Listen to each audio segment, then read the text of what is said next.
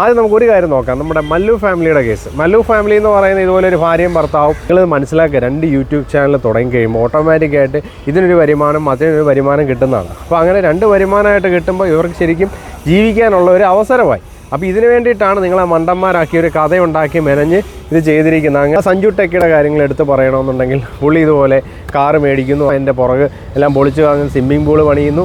ഏതൊരു പൊട്ടനും അറിയാം, എനിക്കിതിൽ നിന്ന് ഒരു വരുമാനവും കിട്ടാനില്ല, ഒരു തേങ്ങയും കിട്ടാനില്ല. ഞാനിത് 10 പേരുടെ അടുത്ത് മനസ്സിലാക്കാൻ വേണ്ടിയിട്ടാണ് ഇതേ സിറ്റുവേഷൻ അനുഭവിക്കുന്ന പല ആൾക്കാരുണ്ടാവും. ഇതുപോലെ ഓരോ ഊളത്തരം കേട്ടുകൊണ്ടിരിക്കുന്ന പല ആൾക്കാരുണ്ടാവും. ഇതൊക്കെ എൻ്റെ ആവേണ്ട സമയമായി. ഇത് 10, 2000 അല്ലെങ്കിൽ 2 പേര് 20 പേര് കയറി കണ്ടാലും എനിക്ക് കുഴപ്പമില്ല. പക്ഷെ കേൾക്കുന്നവരെല്ലാം ഈ പറഞ്ഞ കാര്യങ്ങൾ മനസ്സിലാക്കാൻ വേണ്ടിയിട്ടാണ് പറയുന്നത്. ഹലോ, വളരെ ഫ്രസ്ട്രേറ്റഡ് ആയിട്ടാണ് ഞാൻ ഈ വീഡിയോ ചെയ്യുന്നത്. കാരണം എന്താണെന്ന് ഞാൻ പറയാം. ഞാൻ ഇന്നലെ വീട്ടിലേക്ക് പോയ സമയത്ത്, വീട്ടിൽ നമ്മുടെ ജോലിയൊക്കെ കഴിഞ്ഞ് വീട്ടിൽ ചെന്ന് ഇരിക്കുന്ന സമയത്താണ് ഭാര്യ വന്ന് കാര്യങ്ങളൊക്കെ നമ്മൾ ഡിസ്കസ് ചെയ്യുമല്ലോ. അപ്പോൾ ഭാര്യ വന്നിരിക്കുന്ന സമയത്ത് ആദ്യം ചോദിച്ചൊരു കാര്യമാണ് നമ്മുടെ പ്രവീൺ പ്രണവിൻ്റെ ഇഷ്യൂ എന്നാന്ന് അറിഞ്ഞോ. സാറിന് ഈ സീരിയൽ കഥയൊക്കെ ചോദിക്കുന്നത് ഞാനൊരു ആരും ഈ പ്രവീൺ പ്രണവ് എനിക്കറിയില്ലല്ലോ. അല്ല, പ്രവീൺ പ്രണവ് മറ്റേ നമ്മുടെ യൂട്യൂബിൽ എനിക്ക് യൂട്യൂബറുടെ ചരിത്രമൊന്നും അറിയണം. നമ്മുടെ ഡെയിലി ആയിട്ടുള്ള നമ്മുടെ കാര്യങ്ങൾ, നമ്മുടെ ജോലി ടെൻഷനുകൾ, അങ്ങനെയുള്ള കാര്യങ്ങൾ, അവരുടെ ടെൻഷനുകൾ, അതൊക്കെയല്ല നമ്മൾ കേൾക്കേണ്ടത്. ഇത് പല തവണയായിട്ട് ഉള്ള ഒരു സിറ്റുവേഷനാണ്. കാരണം എൻ്റെ മാത്രം കാര്യമല്ല, എൻ്റെ പേഴ്സണൽ ഇഷ്യൂ, എൻ്റെ ഭാര്യയുടെ എന്നോട് പറയുന്ന കാര്യമല്ല ഞാൻ പറയുന്നത്.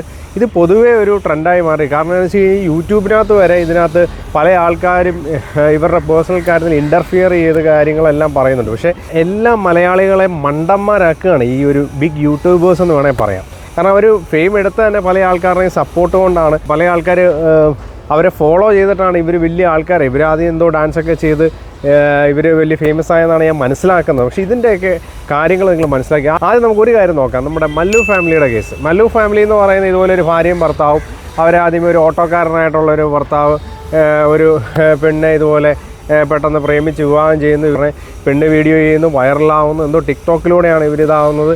അപ്പോൾ ഇവർ കുറേ കാര്യങ്ങളൊക്കെ എന്തൊക്കെയോ പറയുന്നു, ഇവർ കുറേ വീഡിയോ ഒക്കെ ചെയ്യുന്നു. കല്യാണമൊക്കെ കഴിച്ച ഒരു സുപ്രഭാതത്തിൽ പെട്ടെന്ന് ഡൈവോഴ്സ്. എന്താ കാര്യം? ഇതുപോലെ അവിഹിതം ഉണ്ടെന്ന് പറയുന്നു. അതുപോലെ എന്താ പറയുന്നത്, വേറെ ആൾക്കാരായിട്ട് ബന്ധമുണ്ടെന്ന് പറയും. സ്വന്തം ഭാര്യയെക്കുറിച്ച് പറഞ്ഞുകൊണ്ടിരിക്കുകയാണ് ഇങ്ങനെയുള്ള കാര്യങ്ങൾ. എന്ത് പറയാനും ഉളുപ്പില്ലാത്ത രീതിയിലായി കഴിഞ്ഞു ഇപ്പോഴത്തെ ബിഗ് യൂട്യൂബേഴ്സ്. ഞാനൊരു യൂട്യൂബറാണ്. ഞാൻ ചെയ്യുന്ന വളരെ പ്രൊഫഷണൽ ആയിട്ടുള്ള ഒരു സംഭവമാണ്. വണ്ടികളുടെ റിവ്യൂ വീഡിയോ ആണ്. ഞാൻ അതിനെക്കുറിച്ച് കൂടുതൽ പബ്ലിഷ് ചെയ്യാനൊന്നും ഈ വീഡിയോയിൽ ആലോചിക്കുന്നില്ല. മാത്രമല്ല എല്ലാവരും വിചാരിക്കുന്നുണ്ടാവും ഈ വീഡിയോ ഇതിനകത്തിരുന്ന് ചെയ്തിട്ട് എന്തെങ്കിലും ബെനിഫിറ്റ് ഉണ്ടാകുന്ന കാര്യങ്ങൾ. എനിക്കൊരു ബെനിഫിറ്റും ഇല്ല. ഞാൻ ഉപയോഗിക്കാത്തൊരു ചാനലിൽ തന്നെയാണ് ഇത് ഇടുന്നത്. എൻ്റെ പേഴ്സണൽ ഇതിനകത്ത് പോലും അല്ല. കാരണം ഞാൻ പറഞ്ഞു വരുന്നത് എന്താണെന്ന് വെച്ച് കഴിഞ്ഞാൽ, നമ്മുടെ മല്ലു ഫാമിലി നിങ്ങളെ ഇതുപോലെ തന്നെ കുറേ നാൾ പറ്റിച്ച് ലാസ്റ്റ് വീട്ടിലുള്ള കാര്യങ്ങൾ വരെ ഷൂട്ട് ചെയ്യുന്നു, മറ്റേ സ്പൈ വീഡിയോ എടുക്കുന്നു, കട്ടിലിനടി വെച്ച് വീഡിയോ എടുക്കുന്നു, ഇങ്ങനെയുള്ള കുറേ കാര്യങ്ങൾ ചെയ്യുകയാണ്. ഇത് കഴിഞ്ഞെല്ലാം ശേഷം ഒരു സുപ്രഭാതത്തിൽ ഇവർ 2 പേരും 2 ചാനലങ്ങ് തുടങ്ങി. ഒരാൾ ഒരു വീട്ടിലിരുന്ന് ഹസ്ബൻഡ് ഒരു ചാനൽ തുടങ്ങുന്നു, മറ്റേ ആൾ വേറെ. നിങ്ങളിത് മനസ്സിലാക്കുക, 2 യൂട്യൂബ് ചാനൽ തുടങ്ങി കഴിയുമ്പോൾ ഓട്ടോമാറ്റിക്കായിട്ട് ഇതിനൊരു വരുമാനം അതിനൊരു വരുമാനം കിട്ടുന്നതാണ്. അപ്പോൾ അങ്ങനെ 2 വരുമാനമായിട്ട് കിട്ടുമ്പോൾ ഇവർക്ക് ശരിക്കും ജീവിക്കാനുള്ള ഒരു അവസരമായി. അപ്പോൾ ഇതിന് വേണ്ടിയിട്ടാണ് നിങ്ങളെ മണ്ടന്മാരാക്കി ഒരു കഥയുണ്ടാക്കി മെനഞ്ഞ് ഇത് ചെയ്തിരിക്കുന്നത്. അങ്ങനെ ലാസ്റ്റ് എല്ലാവരും കൂടെ എല്ലാം കഴിഞ്ഞിട്ട് ഒന്നിച്ചപ്പോൾ അവരെ ഞങ്ങൾ അപ്പോൾ അന്നൊരു ആ ഇതിൽ ചെയ്തതാണ്, അപ്പോൾ ഞങ്ങളിപ്പോൾ ഒന്നിച്ച് കേട്ടോ സുലാൻ. എന്നിട്ട് വീണ്ടും ഇരുന്നിട്ട് ഇതെല്ലാം കണ്ടുകൊണ്ടിരിക്കുകയാണ്. നമ്മുടെ സമയം കളയാണ്, മലയാളികൾ മണ്ടന്മാരാക്കുകയാണ്. നിങ്ങളൊന്ന് ആലോചിച്ച് നോക്കി. ഇതുപോലെ ഈ നമ്മളെ വിഡ്ഢികളായി ഈ സീരിയലിലൊക്കെ കഥ മെനയുന്നവരാണ് ഇവർ കഥ ഉണ്ടാക്കിയിട്ടാണ് ഇവർ യൂട്യൂബിലൊക്കെ ചെയ്യുന്നത്. ഇങ്ങനെ ഇത് നിങ്ങൾ എത്ര നാൾ മണ്ടന്മാരായി. അതുപോലെ തന്നെയാണ് സഞ്ജു ടെക്ക്. ഞാനിത് ആരെയും മോശപ്പെടുത്താൻ പറയുന്നതല്ല, ഞാൻ ആരെയും പേഴ്സണലി ആരെയും താഴ്ത്തിക്കെട്ട് ഒന്നും ചെയ്യുന്നില്ല. ഞാൻ ജസ്റ്റ് അതിൻ്റെ കാര്യങ്ങൾ മാത്രം ഒന്ന് ഫ്രെയിം ചെയ്ത് കാണിക്കും. നമ്മുടെ സമയം കളയരുത്, വെറുതെ ഇരുന്ന് സമയം കളയരുത്. നമ്മൾ വീഡിയോ കണ്ട് വെറുതെ ആവശ്യമില്ലാത്ത കാര്യങ്ങൾ, മറ്റുള്ളവരുടെ വീട്ടിലെ കാര്യങ്ങൾ പീപ്പിൻ ചെയ്തിട്ട് വെറുതെ സമയം കളയല്ലേ. ആ സഞ്ജു ടെക്കിയുടെ കാര്യങ്ങൾ എടുത്ത് പറയണമെന്നുണ്ടെങ്കിൽ പുള്ളി ഇതുപോലെ കാറ് മേടിക്കുന്നു, അതിൻ്റെ പുറകെ എല്ലാം പൊളിച്ച് വാങ്ങുന്നു, സ്വിമ്മിംഗ് പൂള് പണിയുന്നു. ഏതൊരു പൊട്ടനും അറിയാം, 8ലോ 10ലോ പഠിക്കുന്ന പൊട്ടനും വരെ അറിയാം ഈ വണ്ടി എടുത്തുകൊണ്ട് വഴി കൂടെ പോയി കഴിഞ്ഞാൽ ഉറപ്പായിട്ടും പോലീസ് പിടിക്കുമെന്ന്. അപ്പോൾ ആ ഒരു അട്രാക്ഷൻ കിട്ടാൻ വേണ്ടിയിട്ടാണ് ഈ ബുൾജെറ്റിൻ്റെ ആ ഒരു ഇത് ഇൻസ്പയറിങ് ആയിട്ടാണെന്ന് തോന്നുന്നു നമ്മുടെ സഞ്ജു ടെക്കി അങ്ങനെ ഒരു സംഭവം ചെയ്തത്. ലാസ്റ്റ് എന്ത് സംഭവിച്ചു? പോലീസ് പിടിച്ചു, 10 പേര് അറിഞ്ഞു, നാട്ടുകാർ മൊത്തം അറിഞ്ഞു. സഞ്ജു ടെക്കി ആരാന്ന് ചോദിച്ചു. ഇതാണ് ഇവരുടെ ഉദ്ദേശം. ഈ ഒരു വീഡിയോ ചെയ്യുന്നതുകൊണ്ട് ഇവർക്ക് ആ ഒരു റവന്യൂ ബേസാണ്. കാരണം ഒരു യൂട്യൂബ് ചെയ്ത് ഒരു ഫെയിം എത്തി, ഒരു പൈസയുടെ അങ്ങേ അറ്റങ്ങൾ കാണുകയാണ്. പല ആൾക്കാരായിട്ട് നമ്മൾ ഇത് കാണുന്നു. ഇതെല്ലാം കാണുന്ന സമയത്ത് ഓട്ടോമാറ്റിക്കായിട്ട് ഇവർക്ക് എന്തും പറയാം, എന്തും ചെയ്യാമെന്ന് തോന്നിപ്പോകും. കാരണം ആ ഒരു ഇതാണ്. കാരണം പോലീസുകാരെ മണ്ടന്മാരാക്കുന്നു, ഈ ഒരു എന്ത് പറയുന്നത് ഈ കണ്ടുകൊണ്ടിരിക്കുന്ന കുറേ മലയാളികളെ മണ്ടന്മാരാക്കുന്നു.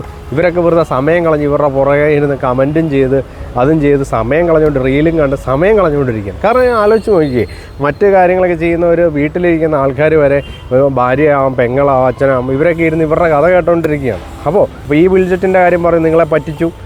ഈ ബുൾജെറ്റ് കുറേ നാൾ ഇതുപോലെ ഇതിൻ്റെ ഫെയിം ഉണ്ടാക്കി, പക്ഷേ അത് കയ്യിൽ നിന്ന് പോയി. അതുപോലെ സഞ്ജു ടെക്കിയുടെ ഒന്ന് കയ്യിൽ നിന്ന് പോയി. പക്ഷേ ഇവർക്കൊക്കെ പണവും ഉണ്ട്, അതുപോലെ സ്വാധീനം ഉള്ളതുകൊണ്ട് തന്നെ ഇവരൊക്കെ ഊരിപ്പോരും. അതുപോലെ തന്നെയാണത് ഇപ്പോൾ പുതിയ കേസാണ് പ്രവീൺ പ്രണവ് ഇഷ്യൂ. ഈ പ്രവീൺ പ്രണവ് എന്ന് പറയുന്ന ഇവർ ഇതുപോലെ തന്നെ നമ്മുടെ ഡാൻസ് ചെയ്തെല്ലാം ഫെയിമായി കുറേ ആൾക്കാർ ഫോളോ ചെയ്ത് നല്ലതാണ്, എല്ലാം കൊള്ളാം. പക്ഷേ ഈ പറഞ്ഞ പോലെ ഒരു പെട്ടെന്ന് ഫേമസ് കുറച്ചുകൂടെ 10 പേരുടെ അടുത്തേക്ക് എത്തണമെന്ന് തോന്നും. കാരണം ഒരു ലെവൽ കഴിയുമ്പോൾ ഇതെല്ലാം തോന്നണം. കാരണം മറ്റുള്ളവർ ചെയ്ത സ്ട്രാറ്റജി ഒരു നെഗറ്റീവ് ഇമ്പാക്റ്റ് ഉണ്ടാക്കിയിട്ട് ഫേമസ് ആകുക. അപ്പോൾ ആ ഒരു നെഗറ്റിവിറ്റി ഉണ്ടാക്കാൻ വേണ്ടി ഇവർ ആദ്യം ഒരു ക്രിയേറ്റ് ചെയ്യുമെന്നാണ് ഞാൻ മനസ്സിലാക്കുക. കാരണം അത് വേറൊന്നുമല്ല. കാരണം ഇവരുടെ അച്ഛൻ വന്നിട്ട് ചുണ്ടിനിട്ടടിക്കുന്നു, അങ്ങനെയുള്ള കാർഷിക പീഡനമൊക്കെ ഷൂട്ട് ചെയ്യുകയാണ്. ഇവരിപ്പോൾ അച്ഛൻ സംസാരിക്കുന്ന റെക്കോർഡിങ്ങിലാക്കുന്നു. ഒന്ന് ആലോചിച്ച് നോക്കി. നമുക്കിപ്പോൾ പെട്ടെന്നൊരു വിഷയം വന്ന് നമ്മളെല്ലാം എത്ര വലിയ യൂട്യൂബറാണെന്ന് പറഞ്ഞാലും നമുക്ക് ആ സമയത്ത് വീഡിയോ എടുക്കാനോ ഒന്നും തോന്നത്തില്ല. പക്ഷേ ഇവരിതെല്ലാം വീഡിയോ ആക്കി കരയുന്ന വീഡിയോ ഇടുന്നു, ഇതിടുന്നു. നിങ്ങളൊന്ന് ആലോചിച്ച് നോക്കി, ക്യാമറ നോക്കി എന്ന് പറയുന്നത് ഇതൊക്കെ ഇരുന്ന് കാണുമോ? ഒന്ന് ആലോചിച്ച് നോക്കുന്നത്. നിങ്ങൾ കാണുന്ന സീരിയലാണ്, പക്കാ സീരിയൽ, ഒരു സ്ക്രിപ്റ്റ് ചെയ്തിട്ടുള്ള പോലെയാണ് ഇവർ ഈ കാര്യങ്ങളൊക്കെ ചെയ്യുന്നത്. വെറുതെ നമ്മുടെ മലയാളികൾ വെറുതെ ഇരുന്ന് സമയം കളഞ്ഞ് ഇവരുടെ ഇതൊക്കെ കണ്ട് അത് കുറേ എണ്ണം ഇതുപോലെ എടുത്തിട്ട് കുറേ അവർക്ക് ഫേമസ് ആകാൻ വേണ്ടിയിട്ട് അവരഭിപ്രായം പറയുന്നു, അപ്പുറത്തെ അഭിപ്രായം പറയുന്നു, കുറേ പേര് റോസ്റ്റ് ചെയ്യുന്നു. എൻ്റെ കാര്യത്തിൽ റോസ്റ്റിംഗ് ഒന്നുമല്ല, എനിക്കിതിൽ നിന്ന് ഒരു വരുമാനവും കിട്ടാനില്ല, ഒരു തേങ്ങയും കിട്ടാനില്ല. ഞാനിത് 10 പേരുടെ അടുത്ത് മനസ്സിലാക്കാൻ വേണ്ടിയിട്ടാണ് ഇതേ സിറ്റുവേഷൻ അനുഭവിക്കുന്ന പല ആൾക്കാരുണ്ടാവും. ഇതുപോലെ ഓരോ ഊളത്തരം കേട്ടുകൊണ്ടിരിക്കുന്ന പല ആൾക്കാരുണ്ടാവും. ഇതൊക്കെ എൻ്റെ ആവേണ്ട സമയമായി. ഇത് 10, 2000 അല്ലെങ്കിൽ 2 പേര് 20 പേര് കയറി കണ്ടാലും എനിക്ക് കുഴപ്പമില്ല. പക്ഷെ കേൾക്കുന്നവരെല്ലാം ഈ പറഞ്ഞ കാര്യങ്ങൾ മനസ്സിലാക്കാൻ വേണ്ടിയിട്ടാണ് പറയുന്നത്. പ്രവീൺ പ്രണവിൻ്റെ ഇഷ്യൂവിൻ്റെ ഈ പറഞ്ഞ പോലെ പ്രവീൺ പ്രണവിൻ്റെ അച്ഛൻ്റെ പെങ്ങടെ ആയിട്ടുള്ള ആളെ ഇവരുടെ വീട്ടിൽ എന്തോ ഉപദ്രവിച്ചെന്നൊക്കെ പറയുന്നു. ഇവർ ആ പെണ്ണ് ഇൻ്റർവ്യൂ കൊടുക്കുന്നു. എന്തൊക്കെയാണ് നടക്കുന്നത് നമ്മൾ ഇതിനെക്കുറിച്ചൊന്നും അറിയത്തില്ല. നമുക്ക് സമയമില്ല. കാരണം നമുക്ക് ജോലിയുണ്ട്. നമ്മൾ ജോലി വരുമ്പോൾ രാത്രിയാവും. അപ്പോൾ നമുക്കിതൊന്ന് ശ്രദ്ധിക്കാൻ ഇവരുടെ ഒരു കാര്യം നമ്മൾ കണ്ടിട്ടില്ല. പക്ഷേ ഈ വീട്ടിലേക്കൊരു കാര്യം എത്തുമ്പോൾ ഇടപെടാതിരിക്കാൻ പറ്റില്ല. കാരണം ഇത് നമുക്ക് ഇത് ഉറപ്പായിട്ട് അഭിപ്രായം പറയാനുള്ള സ്വാതന്ത്ര്യമുണ്ട്. ഒരു മനുഷ്യന് അഭിപ്രായം. കാരണം ഇവരെന്തൊക്കെ പറയുന്നു, നമുക്കൊരു സാധാരണ അഭിപ്രായം മാത്രമേ ഞാൻ പറയുന്നുള്ളൂ. പക്ഷേ ഇത് 10 പേർ കേൾക്കേണ്ട കാര്യങ്ങളാണ്. പിന്നെ ഇതുപോലെ അച്ഛൻ തല്ലുന്നു, ഇങ്ങനെയുള്ള കാര്യങ്ങൾ ഇവർ ഇറങ്ങിപ്പോകുന്നു. അങ്ങനെ ശരിക്കും പറഞ്ഞു കഴിഞ്ഞാൽ ഇവർ അച്ഛനെ സമ്മതിക്കണം. കാരണം എന്താ വെച്ചാൽ 2 മക്കളും 2 ഇതാക്കി ഉടനെ ഒരു ഇൻസ്റ്റാഗ്രാം പേജ് അനിയച്ചാർ തുടങ്ങുകയാണ്. പുള്ളി അവർ അച്ഛൻ്റെ അമ്മയുടെയും കൂടെ ഉണ്ട്. അപ്പോൾ അതെല്ലാം കഴിഞ്ഞിട്ട് ഇൻസ്റ്റാഗ്രാം മോണിറ്റൈസ് ആയിട്ടില്ലായിരുന്നു. ഈ മോണിറ്റൈസ് ആയി കഴിഞ്ഞതിന് ശേഷമാണ് അവൻ റിയാക്ഷൻ വീഡിയോ ഇടുന്നത്. കാരണം എന്താണെന്ന് വെച്ച് കഴിഞ്ഞാൽ അവനറിയാം മോണിറ്റൈസ് ആയിക്കാലേ ബെനിഫിറ്റ് ഉള്ളതെന്നറിയാം. അതുപോലെ തന്നെയാണ് നമ്മുടെ യൂട്യൂബ് ചാനലും തുടങ്ങി 5 മില്യൺ വ്യൂ ആണ്. ഈ 5 മില്യൺ വ്യൂ എന്ന് പറഞ്ഞാൽ നിങ്ങൾക്ക് അറിയാവുന്നതാണ്. 4 ലക്ഷത്തി സംതിങ് രൂപയോളം ഏകദേശം അതിനകത്ത് കിട്ടും. കാരണം ഇവർക്കൊരു വീട് വെക്കാനുള്ള കാശ് തന്നെ ഇവരുടെ ആക്ഷൻ ആൻഡ് റിയാക്ഷൻ വീഡിയോയ്ക്ക് കിട്ടിയിട്ടുണ്ട് ഇവരുടെ ഫാമിലി ആയിട്ട്. അപ്പോൾ മാത്രമല്ല ഇത് പോലീസുകാരെ മണ്ടന്മാരാക്കിയാലും കുഴപ്പമില്ല. കാരണം ഇതുപോലെ കാർഷിക പീഡനം ഇത് അവിടുന്ന് വനിതാ കമ്മീഷൻ്റെ കേസ് ഇതൊക്കെ വന്നു കഴിഞ്ഞ് ഇതെല്ലാം കഴിഞ്ഞ് പൈസ കൊടുത്ത് ഒരു അബദ്ധം പറ്റി ഞങ്ങൾ കേട്ടോ. ലാസ്റ്റ് ഇതന്നെ സംഭവിക്കാൻ പോകുന്നറിയാം. നിങ്ങളെ മണ്ടന്മാരാക്കും. ഇതുപോലെ എല്ലാവരും തമ്മിൽ ഒക്കും. അച്ഛനും അമ്മയൊക്കെ വരും, മോളെ സോറി കേട്ടോ, ഇങ്ങനെ അബദ്ധം പറ്റിയാണ്. ഇതുപോലെ എല്ലാം വീഡിയോ ആക്കുകയാണ്. ഇതുപോലെ ഇവരുടെ ഗർഭിണിയായ ആൾ വീട് കഴിഞ്ഞിട്ട് അതിൻ്റെ ഹോസ്പിറ്റലിൽ കൊണ്ടുപോകുന്നു, വാട്ടർ ബ്രേക്ക് ആണെന്നൊക്കെ കാണിക്കുന്നു. എനിക്കറിയാൻ മേല. എൻ്റെ പൊന്ന് സഹോദരന്മാരെ, നമ്മളെ മണ്ടന്മാരാക്കി, മലയാളികളെ മണ്ടന്മാരാക്കിക്കൊണ്ടിരിക്കുകയാണ്. ഇതുപോലെ ആവശ്യമില്ലാതെ ഓരോ കാര്യങ്ങൾ നമ്മുടെ മലയാളികൾ എങ്ങോട്ടാണ് പോകുന്നത് മനസ്സിലാവുന്നില്ല. അതിനകത്ത് ഏറ്റവും വലിയ ഉദാഹരണം നമ്മൾ ഓരോരുത്തരും ഡെയിലി റൊട്ടീനിൽ മടിയന്മാരായിക്കൊണ്ടിരിക്കുകയാണ്. ഓരോ ദിവസവും മടിയുമ്പോൾ നമ്മുടെ എല്ലാം ഓൺലൈനിൽ വരുത്തി ഇവിടെ വീട്ടിൽ ഇരുന്ന് ഭക്ഷണം കഴിക്കുക, തുണിത്തരങ്ങൾ വരെ വീട്ടിലേക്ക് വരുത്തുക, ചെരുപ്പ് വരെ വരുത്തുക. എന്തൊരു കഷ്ടമാണ്. കാരണം ഈ പറഞ്ഞ ഇതെല്ലാം വരുത്തിയതിന് ശേഷം നമ്മൾ അവിടെ വന്നിട്ട് ഇതെല്ലാം നമുക്ക് കിട്ടേണ്ട പണം, നമ്മുടെ നാട്ടിൽ നിൽക്കേണ്ട പണം അന്യ നാട്ടിലേക്ക് അയച്ചു കൊടുക്കുന്നു. നമ്മളിവിടുത്തെ ജുനൈദിൻ്റെ ചെരുപ്പ് കടയും, അതുപോലെ തന്നെ നമ്മുടെ മഹേഷിൻ്റെ ചായക്കടയും, അതുപോലെ തന്നെ ഫ്രാൻസിസിൻ്റെ ടെക്സ്റ്റൈലും ഇവരെയൊക്കെ അങ്ങോട്ടും ഇങ്ങോട്ടുമൊക്കെ ഇവർ ആ ഒരു ഫണ്ട് ഷെയർ ആയാൽ മാത്രമേ ഉള്ളൂ നമ്മുടെ നാട്ടിലുള്ള നമ്മുടെ അമ്മമാർക്കും പെങ്ങന്മാർക്കും ഒക്കെ നമുക്കിവിടെ ഫണ്ട് ഉണ്ടാവുള്ളൂ. നമ്മുടെ അച്ഛനും അമ്മയ്ക്കും ഫണ്ട് ഉണ്ടാവുള്ളൂ. എല്ലാവരും ഇതുപോലെ ആമസോണിലും മീഷോയിലും ഒക്കെ പർച്ചേസ് ചെയ്ത് ഇതുപോലുള്ള പർച്ചേസ് ചെയ്ത് കഴിഞ്ഞാൽ നിങ്ങളെല്ലാവരും വലിയ ആളായെന്നൊന്നും കരുതണ്ട. എല്ലാവരും ഈ പറഞ്ഞ പോലെ നമ്മുടെ സിറ്റുവേഷൻ എന്ന് പറഞ്ഞാൽ വളരെ മോശമാണ്. വലിയ ക്രൈസിസിലേക്കാണ് പോകുന്നത്. നമ്മൾ തന്നെയാണ് ഈ ക്രൈസിസ് ഉണ്ടാക്കുന്നത്. നമ്മുടെ ആൾക്കാർക്കൊന്നും ഇപ്പം ഒറ്റയടിക്ക് ആൾക്കാർക്ക് റിസ്ക് ഒന്നും എടുക്കാൻ കഴിയത്തില്ല. ഞാൻ പുറത്തേക്ക് പോകാം, ഞാൻ അവിടെ പോയിട്ട് കാശുണ്ടാക്കി തിരിച്ചു എന്തുണ്ടായാലും അതാണ്. കാരണം നമ്മുടെ നാട്ടിൽ റിസ്ക് എടുക്കാൻ തയ്യാറില്ല. എന്താണെന്ന് വെച്ചാൽ പണമില്ല ഇവിടെ.